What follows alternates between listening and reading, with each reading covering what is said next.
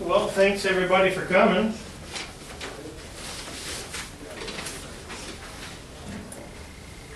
My name's Clark, and this is Darren, and we are with McDonough's.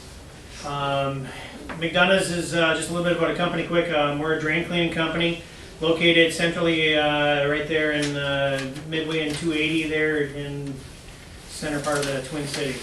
And we've been in the drain cleaning business for over 20 years. Darren's kind of our local expert. He's our lead field service technician. He's actually our field manager, but he doesn't like to be called a manager because he doesn't want to be one of those guys. So he's been cleaning drains for about 15 years now, and so seen a little bit of everything and had to solve a lot of different problems in the field and all that kind of stuff. So before we get started, are there like specific questions, just by a show of hands, that you guys wanted to address that you came here that I can leave some time at the end that we need to handle or cover? You'll have one? When did I get one in church? I would even have one. We're hiring, man. You want to take it? All right. Well, some of this stuff might be, most likely be stuff that you guys already know. It might be a refresher, kind of go over some stuff, but small group, so please feel free to interrupt, ask questions. We have about 20 minutes to a half hour worth of material, so fill the rest of the time with your questions and just discussions. So there's always interesting things, and you know, with the exception of Kathy, we're all little boys and still like to talk about poop, and so that's kind of where things go. So we've got Prior Lake, Northfield. Where are you guys from? Eden Prairie. Eden Prairie. Okay. All five of you? Eden Prairie High School. All this. Okay. All right. And you're from Northfield as well? Yep. Okay. All right. Some things. First thing I want to talk about is we do a lot of work with Roseville Schools and White Bear Lake Schools. And what we discovered with those two schools, the end of the year came and they have us come in and they have us do all the maintenance and flush everything out and get everything clean. Well, then in the fall, kids come back to school, they got problems. They're like, what happened, what happened, what happened? And what we have discovered with them, because there's such minimal usage in their schools, that any of the solids that we're getting in their lines sporadically over the summer, when maybe there was just a few women or a handful of people in the office, or the school got used for 1 week and then get used again, that there just wasn't enough flow to get those solids pushed all the way to the main drains. And so what was happening is those solids would get used once, they get pushed down, they maybe would dry in a certain spot. Another week would come in, get dried, and then all of a sudden in the fall when everybody came and stuff, all that flow and everything, it wasn't enough to push that away because it was already solidified and stuck there. And so what we've done with those schools is our preventative maintenance that we do, we schedule it in the fall, that week right when the teachers come back, we come in and flush everything out then and get it cleared out so that all those problems from the summer that maybe have collected, that we make sure we get them out of there. And then with the kids back in the school and all the facility people back there, there's enough action and enough water flow that it keeps it open for the year. So if you're doing preventative maintenance at your school, try to make sure that you put that preventative maintenance right before you get people back in the school. Because as you know, your sewer system all works on gravity. And these schools were built back before there was codes talking about how the direction and how much drop needed to be there and stuff. And so they're all designed to have water and gravity move that stuff to the end of the line. And that brings us to one of the things that we're running into as drain cleaners and we love, but you guys on the other end probably hate, and that's our low flow toilets and all the water restrictions and everything that they put on stuff. For us it's great because it causes backups. It causes a lot of backups. So if you've got a push at your school that they want to put low flow toilets in, or they already have, be aware that those are going to cause problems, because 1.2 gallons of water being flushed is not enough to push certain solids down to your main line, and especially not enough to get it out of the main line and get it to the city. And so if there's a discussion about it and you can be part of that, it'd be in your best interest to speak up and say there's not enough water flow for that. Because what's going to happen then is if you're using low flow toilets, you're maybe saving half a gallon of water per flush. Well, if that's causing you a backup and we need to come in with our water jet, any savings that you had from that low flow toilet, we're going to blow them out of the water with the water that we use in just the first 5 minutes of trying to clean that up. So, and low flow toilets too, it's going to cause problems in places in your building you may have never had problems before, because there's just not enough water flow with the way your building was designed to get that out of there. Your building was designed to have that big flush and get that stuff moving down the line. So that's kind of an issue that we're seeing all over the metro is that people are trying to low flow this and regulate it and that kind of stuff. So I don't know in the new buildings if they're designing the plumbing with a greater drop and that if you're getting that more. Do you know if you've seen that or? Don't think we can. Yeah, I mean, you'd have to have such a, underground, you could be dropping it, but if you've only got 2 foot between your floors, you probably wouldn't be able to. So, any questions on that? Have you seen that in your buildings where you've had a problem in the fall when the kids are showing back up? Not yet? Okay. The next thing I'm going to talk about is how to clean a toilet without scratching or damaging it. If you've got a plug toilet that you can't clear with a plunger and you need to put an auger down, you need to put a snake down, something like that to clean it, you've got to be careful to make sure that as that snake is flopping around, it's not flopping around inside the top part of the toilet. Make sure that you get it all the way in the bottom. Darren can show you here. This is, if you don't have one of these, this is a closet auger. So what you want to do when you first stick it in the toilet is you want to make sure you're not going to drag that piece on the bottom of it, because you will make a mark. So you want to make sure you get it in and up and put it in. Turn it as you put it in. This will give you 3 feet here, and that should get you through the toilet. But if you need a little further, and about, it'll give you another 3 feet. So you have 6 feet altogether. Yeah, the main concern is not to mark up the bottom of the toilet, just because that porcelain will scratch easily, and it's very difficult to clean up, get that scratch on.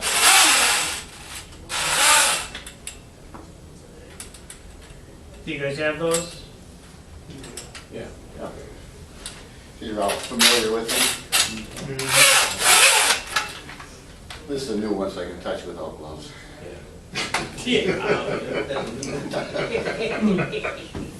The other thing is, if you ever have to work on your flushometers, any chrome piece, just make sure you use a toothless pipe wrench, not to scratch it, because you go to some places and they're all hacked up from using a pipe wrench with teeth on it, so damage it, and just a little tip.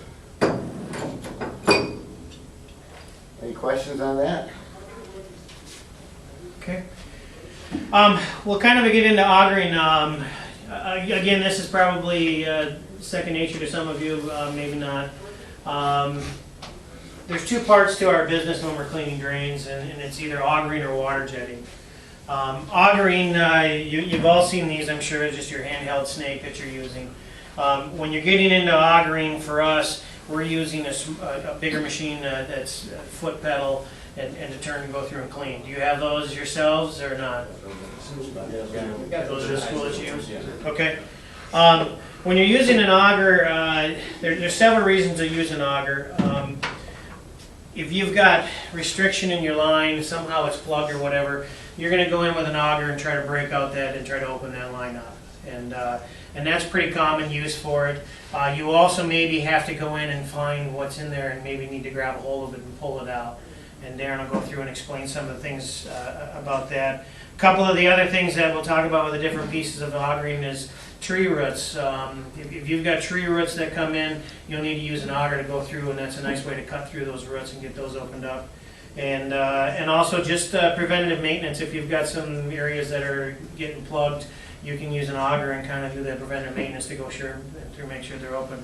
And Darren can talk about some of the different devices that we put on the end of our augers. Yeah, what we have here is, this is good for sink drains, 1.5 inches.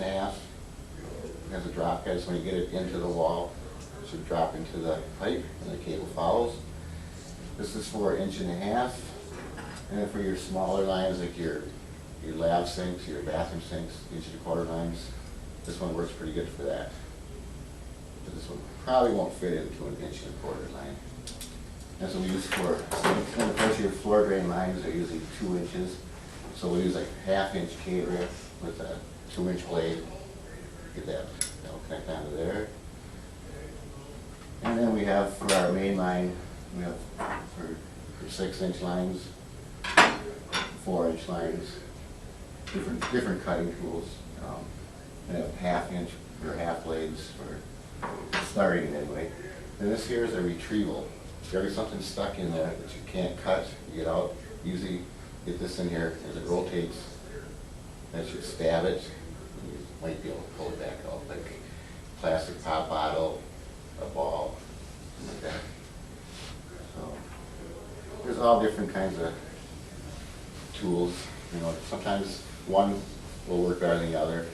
So you have to sometimes just keep trying different cutting tools.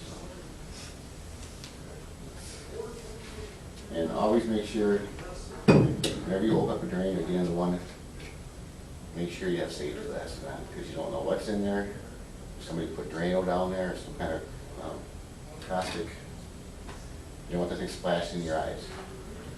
Make sure you have proper gloves.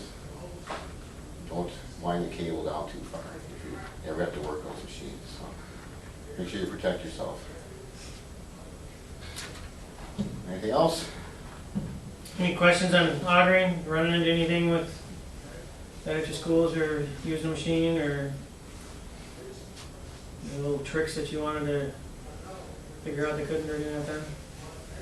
No, you said that the big one. You said where like a bottle or Yeah, like a plastic bottle. yeah. You know, because sometimes the blade might not catch it, or you know, sometimes you can push it through with this. That'll catch it. Catch it, Catch it. and then you can pull it back out. I've had this thing stretch out to this far. You know, something gets wedged in there, trying to get it out. This will give you a little give. But big guys, don't yank it too hard, or you'll end up breaking your cable off in there too. So if you're running into something that isn't coming quickly, work at it, finesse it a little bit, and because we get a lot of calls to come out and fish cables out of Broken lines cables because out. they've broken them This off. will take the cable that's broken there. You can't get it, 'cause it will grab the cable too. So one of my favorite tools.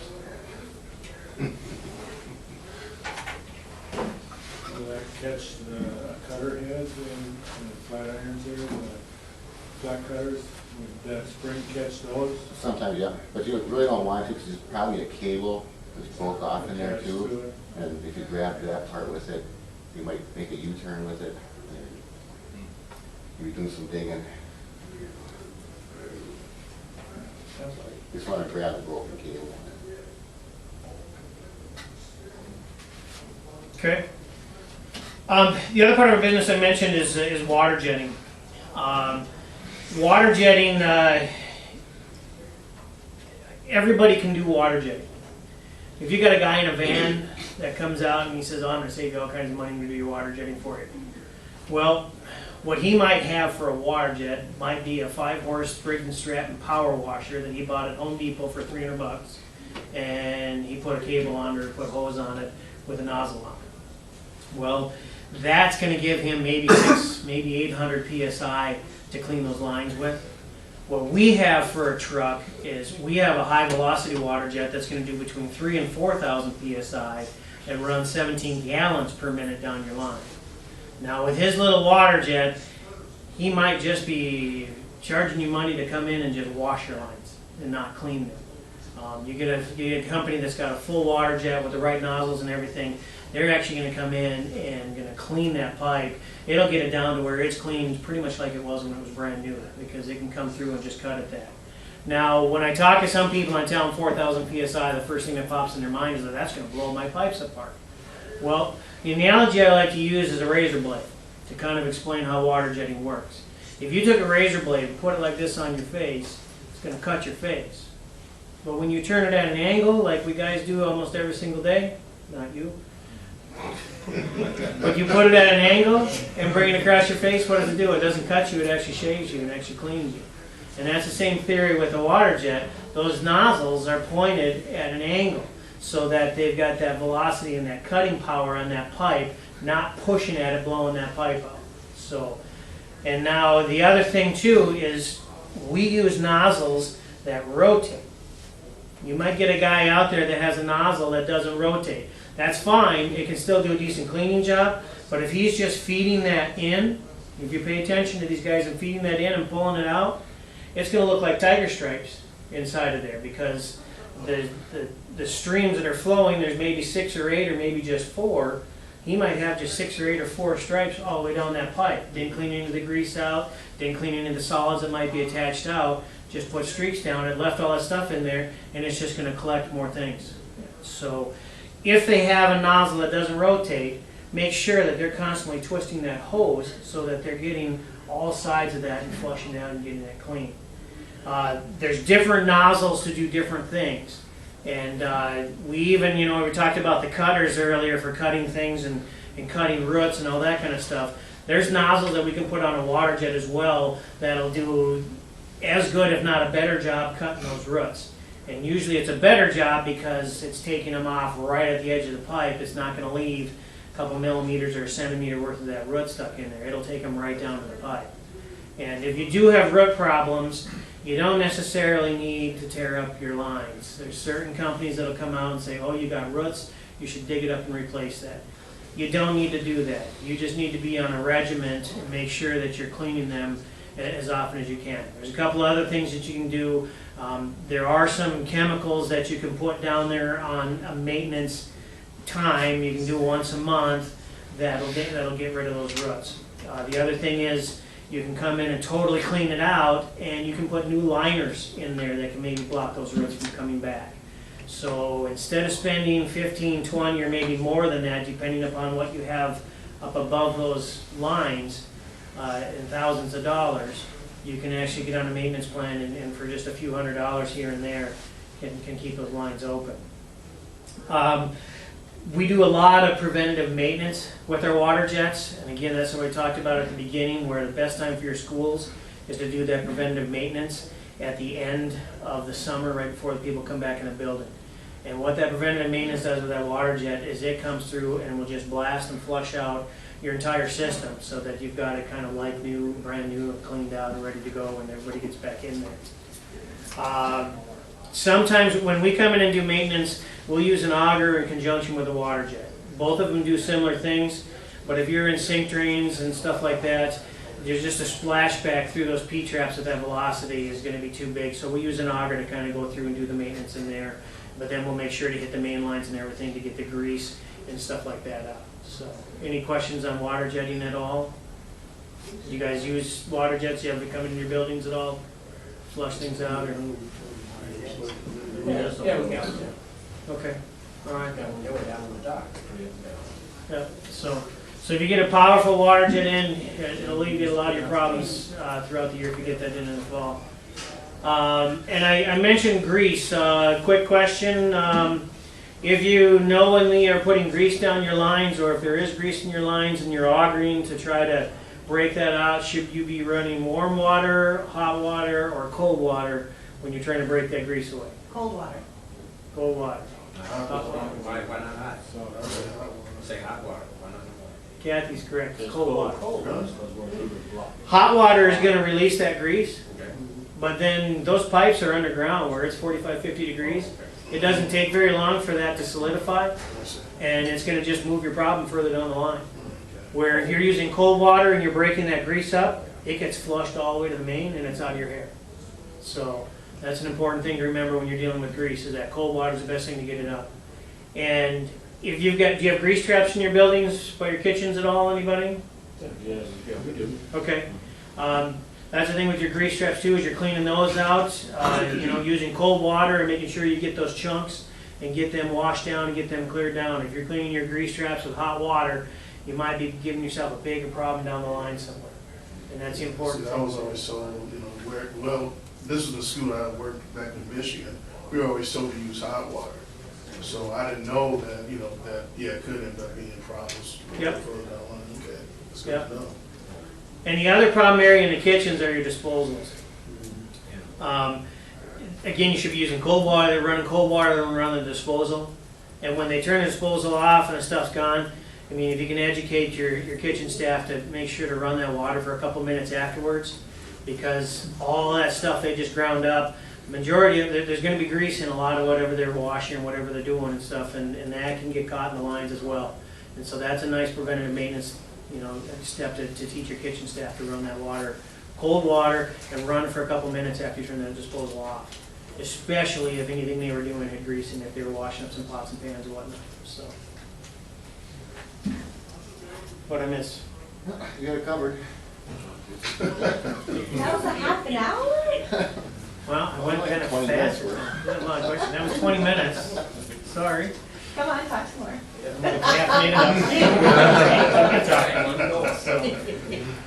Questions? What have you guys run into? What's some crazy stuff you've seen in your drains? I was gonna say bottles, balls, and all kinds of Yeah. stuff. Especially Oh, in my yeah. end. Yeah, they stuff a lot of stuff Still down the are drain. some crazy kids. Toilets, they put stuff down in the toilets too, to jam up the toilets. Yeah.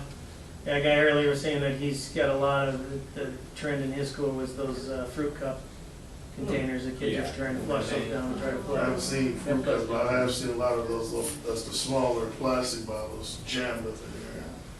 Some throw little tennis balls out. They try to there. be They creative. try it I out. suppose they can't smoke in the boys' room anymore. Huh? They can't smoke in the boys' room anymore, so they They plan shove on things doing down the that. toilets. Yeah. You used to smoke in They mine, try to get creative. Yeah. and I caught a kid smoking one time. Uh-huh. I gave him a little crap about it. Catch it. I said, I'll let you go this time, if you do it again, I gotta report you. Yeah. Yeah, I read a little newsletter, and for my last newsletter, I talked to Darren and said, you know, let's make a list of stuff that we found in the drains, and you name it. I mean, it's you know, we find one of the jobs we were just on. We do G&K. It's a uniform people. We pulled off 4 the denim uniform shirts out of the drains. It's great. And it's, somebody didn't want to work that day, and they said they got their Flood the place. drain. Somebody got fired, and then put people Yeah, on. yeah. Yeah, we find, you know, cell phones. Used to find a lot of pagers, but now cell phones, ID cards, a lot of that stuff. We do a lot of hotel work where, in the hotels, you find just about everything, underwear, stuff like that. So, and you get pens and pencils, a lot of it. Yeah. Yeah, yeah. So, yeah, you can chew those up pretty good with an auger, and pencils at least they'll wash down, but pens not quite as easy. You break them a little bit. So, You ever get like a comb stuck in the toilet where it just keeps flapping open, you open it up, and it'll be plugged up a day later, because it keeps flapping and closing itself up on. You gotta pull the toilet and yeah. Trust me, I'm not gonna get Yeah, I was talking to one guy. He manages one of the condos next to Loring Park, you know, higher end or whatnot, and this woman on the 3rd floor. It was a brand new building. Woman on the 3rd floor. She's like, "I have bubbles all over my apartment." Bubbles? Couldn't figure it out, and so he goes up there, and sure enough, every sink had bubbles coming up through the sinks. And he couldn't figure it out, and then shortly, you know, so they kind of cleaned everything up, and they ran the drain, and everything drained fine, and next, 2nd floor right below her, came home and got bubbles in my apartment. Couldn't figure it out, and then finally they took apart the wall and got snaked down and everything. What happened was the electrician, when he punched out those little plugs that they have in their stuff, they actually went in the drain. And so that little plug got down, and the laundry was at the very bottom.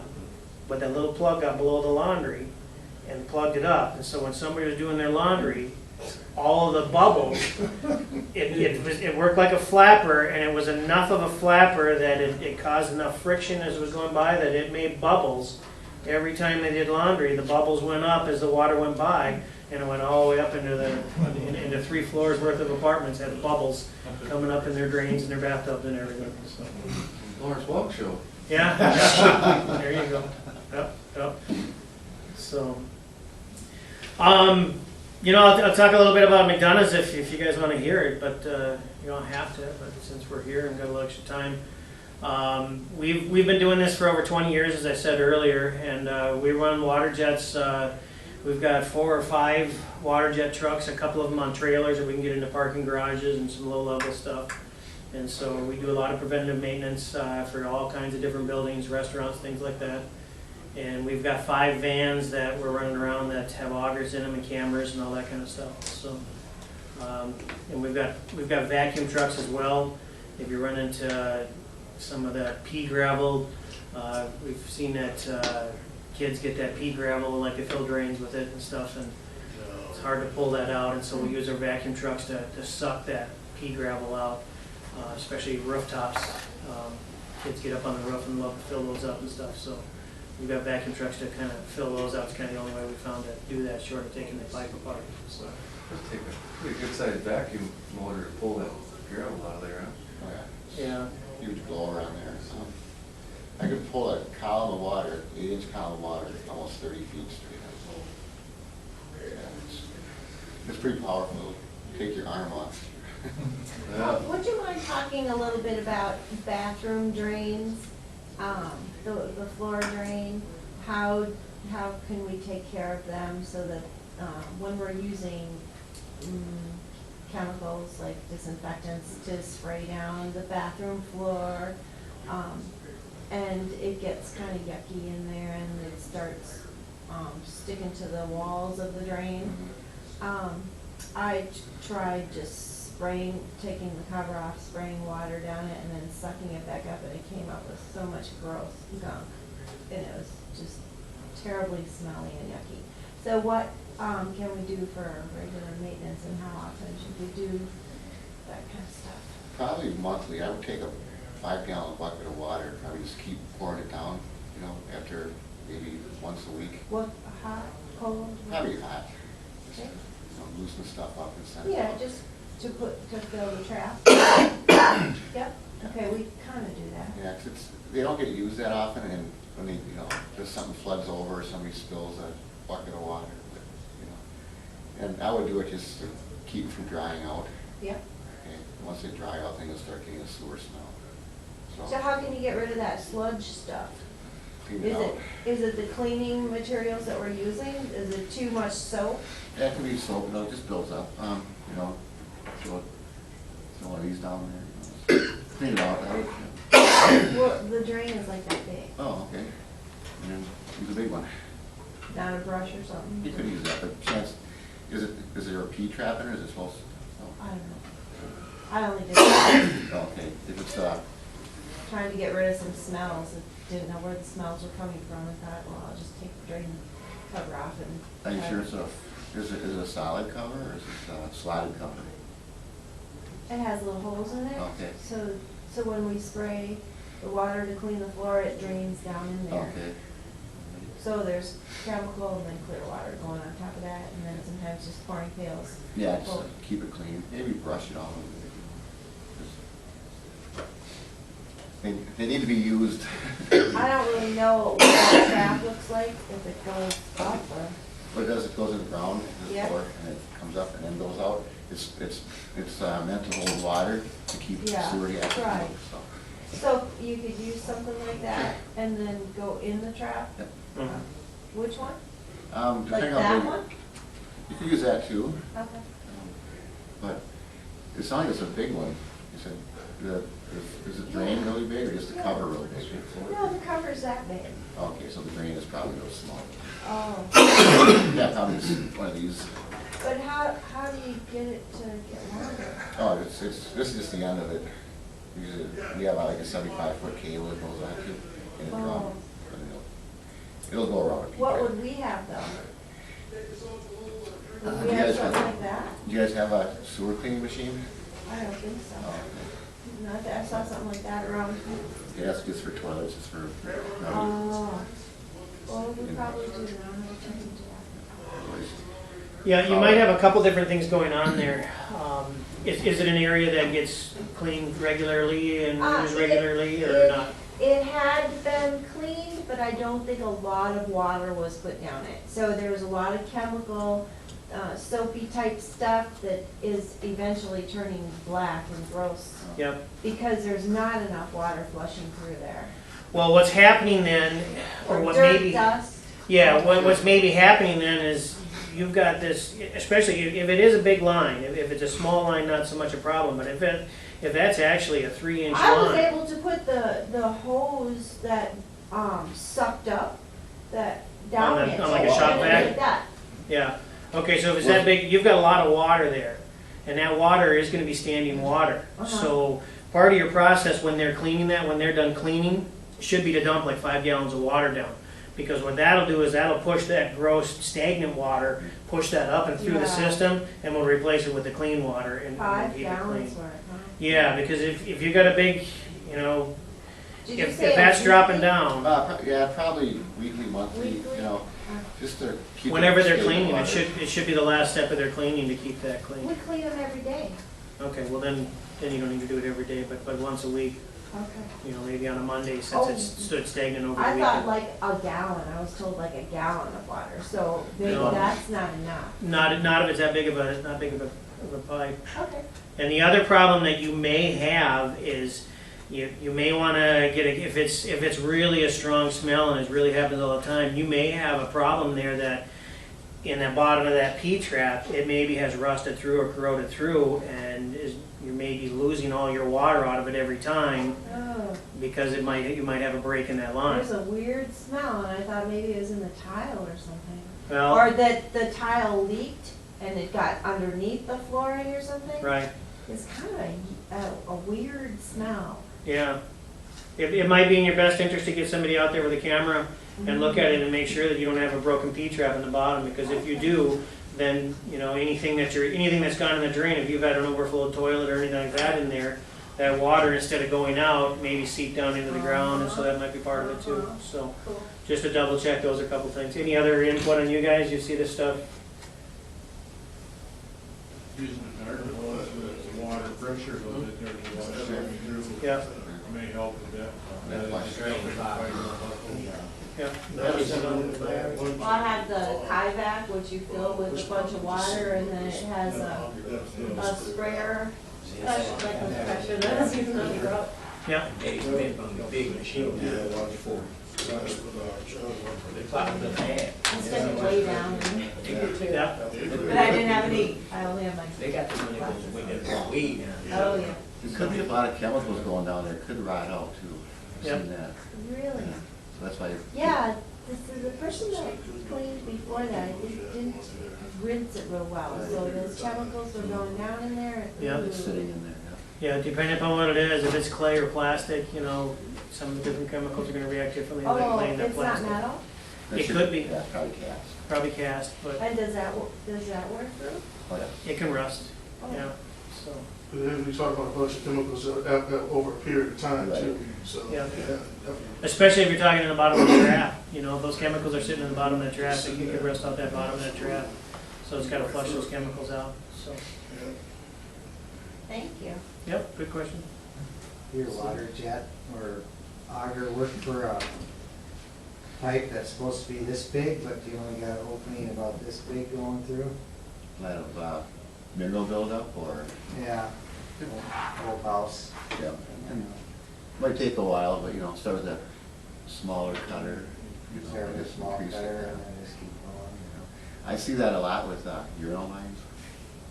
'Cause it's the calcium in the urine builds up, you know, they'll have a 2-inch line, it'll be just a 1/4 inch. Do a lot Yeah, of you can, chopping. a lot of the things with the business can be fixed and can be cleaned, but you gotta watch out with certain drain cleaning companies that are also plumbers, because instead of looking at that for 3-4 hours to open that line from this up to this again, they're plumbers, they make more money if they just dig it you know, Oh, that's or what open my it up. plumber told me, so we might have to dig that up. Yeah, yeah, so if you get somebody in there that knows what they're doing and really work at it, you know, they can reopen it to a nice size and get it going for you, so. So. Anything else? Anyone? All right. Well, how'd we do? Did we do all right? Did you learn something? Okay. Yeah, and I left my card there with anything, and then if you run into something strange, give us a call. I mean, we'll walk you through it over the phone. If you need to have somebody out, I mean, even if it's not us, that's fine, but, you know, feel free to call if you run into some crazy thing. We see and hear about them all the time, so. Yes, sir. You can have it, you go to residential houses and stuff too? Yes. Okay. Yep, we've got vans that are running around, and residential calls, we try to get there within an hour. So sometimes, you know, we hopefully within 2, but we usually try to be there within an hour, so. Yes? What would those tree roots be going into? Tree roots, a lot of older piping is clay tile, and instead of being a solid seal, that's got a male end and a female end. And a tree root, a lot of people, and again, that's something where some drain cleaners are also plumbers. Oh, you got roots, let's tear it up. And then I'm talking $10,000, and depending upon what's above it, if you got basketball court above it, a driveway, landscaping, whatever, maybe $15,000, $20,000, $30,000 worth of stuff to tear that up. Just because there's tree roots in there does not mean you've got anything wrong with your pipes at all. All they need is a little microscopic hole to feed through, and once they get in there, that's perfect for them. That doesn't bust up the clay tile? Not necessarily, because I mean, the tree root doesn't put a big Nope. crack in it? no, because it just comes through microscopically. It's just a tiniest little thing, you know, a millimeter or 2 more of space and gets through. But then when it gets inside, it just runs wild because it's got water and it's got fertilizer and it's dark and it's warm and it's everything that a root just loves. And so they flourish. And so they're usually not damaging the pipes. By the time they get big enough that they could damage the pipe, you've already got a backup and you know that you need to get in there and get it cleaned. This is probably the best way to answer that. So kind of make like a spider web with Yep. the growth of the. Yeah.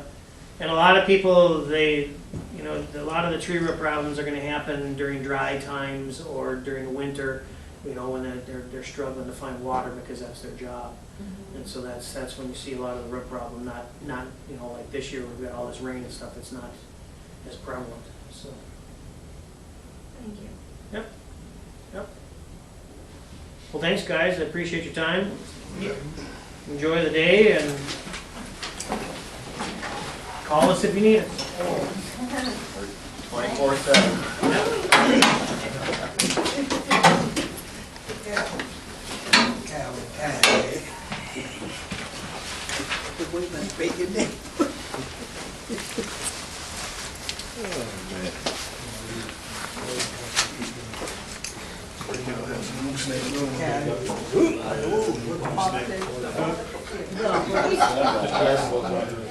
But see, I don't know where I would hook it up. That threw me off.